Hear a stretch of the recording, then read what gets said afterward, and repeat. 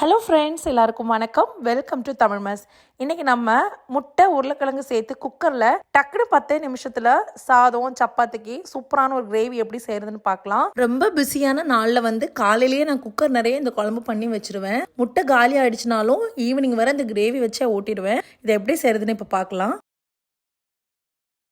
இது செய்கிறதுக்காக இப்போ குக்கரில் 2 டேபிள் ஸ்பூன் அளவு எண்ணெய் சேர்த்துக்கலாம். கூடவே 1 டீஸ்பூன் அளவு கடுகு நல்லா பொரிஞ்சு வரும்போது இப்போ இது கூடவே 1 டீஸ்பூன் அளவு சோம்பு சேர்த்துக்கணும். கூடவே 2 கிராம்பு, ஒரு சின்ன துண்டு பட்டை சேர்த்துட்டு நறுக்கி எடுத்துக்கிட்ட 2 மீடியம் சைஸ் பெரிய வெங்காயம். இப்போ இது வதங்குறதுக்கு தேவையான உப்பு சேர்த்துக்கலாம். உப்பு சேர்த்துட்டு இப்போ இதை ஒரு 2 நிமிஷத்துக்கு நல்லா வதக்கிக்கணும். இப்போ வெங்காயம் ஓரளவு நல்லா வதங்கி வரும்போது இது கூடவே 1 டேபிள் ஸ்பூன் அளவுக்கு ஜிஞ்சர் கார்லிக் பேஸ்ட் சேர்த்துக்கணும்.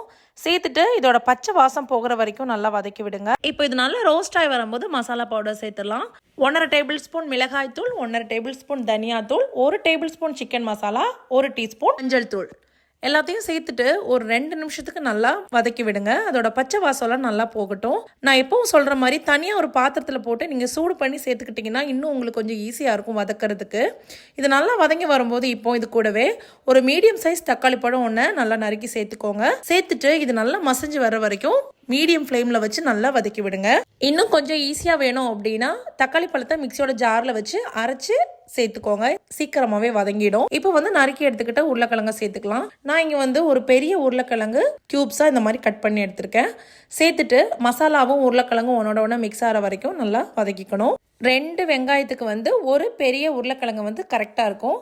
உங்களுக்கு கிரேவி எவ்வளோ வேணுமோ அதை பொறுத்து வெங்காயம் உருளைக்கிழங்கோட அளவை நீங்கள் கூட்டிக்கலாம். இப்போது இது எல்லாத்தையும் ஒரு வாட்டி நல்லா மிக்ஸ் பண்ணதுக்கு அப்புறமா இது வேகிறதுக்கு தேவையான அளவு தண்ணி சேர்த்துக்கலாம். நான் இங்கே 1.5 கப் அளவு தண்ணி சேர்த்துக்கிறேன். கலந்து விட்டுட்டு தண்ணி வேணும் அப்படின்னு தோணுச்சுன்னா கூட கொஞ்சம் சேர்த்துக்கோங்க. இன்னும் கொஞ்சம் சேர்த்துக்கலாம். ஒரு 1/4 கப் அளவு தண்ணி ஊற்றிக்கலாம். ஊற்றிட்டு இப்போ இது எல்லாத்தையும் ஒரு வாட்டி நல்லா மிக்ஸ் பண்ணிக்கணும்.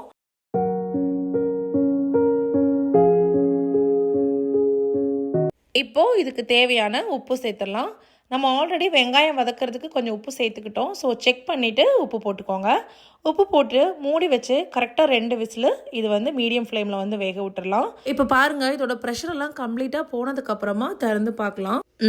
இப்போ பாருங்கள், நம்ம கிரேவி பர்ஃபெக்டான கன்சிஸ்டன்சியில் வந்திருக்கு. சூடு ஆறும்போது இன்னும் கொஞ்சம் கெட்டியாகும். ஸோ அப்போ ரொம்ப கரெக்டாக இருக்கும். இப்போது இது கூடவே அவிச்சு எடுத்துக்கிட்ட முட்டையை சேர்த்துக்கலாம். நான் இங்கே 5 அவிச்ச முட்டை எடுத்திருக்கேன். இப்போ இதில் சேர்த்துடலாம். சேர்த்துட்டு ஒரு கைப்பிடி அளவு கொத்தமல்லி சேர்த்துக்கோங்க. அப்புறமா கடைசியாக 1 டீஸ்பூன் அளவுக்கு வெந்தய இலை. இது ஆப்ஷனல் தான். சேர்த்துக்கிட்டிங்கன்னா குழம்பு கமகமனு வாசனையோட இன்னும் ஃப்ளேவர்ஃபுல்லாக இருக்கும். சேர்த்துட்டு எல்லாத்தையும் ஒரு வாட்டி நல்லா மிக்ஸ் பண்ணிக்கோங்க. மிக்ஸ் பண்ணிவிட்டு இப்போ இதை சுட சுட சர்வ் பண்ணலாம். நான் ஆரம்பத்திலேயே சொன்ன மாதிரி குழம்புக்குள்ளே இருக்கிற அந்த முட்டை உருளைக்கிழங்கு காலி ஆயிடுச்சுனாலும் பரவாயில்ல, அந்த கிரேவி வச்சே எவ்வளோ வேணாலும் சாப்பிட்டுடலாம். அவ்வளோ சூப்பராக இருக்கும். எல்லாரும் ட்ரை பண்ணி பாருங்கள். வீடியோ பிடிச்சிருந்ததுன்னா நம்ம தமிழ் மெஸ்க்கு சப்ஸ்கிரைப் பண்ணிக்கோங்க. இன்னும் ஒரு நல்ல ரெசிபியில் சந்திக்கலாம். அது வரைக்கும் நன்றி, வணக்கம்.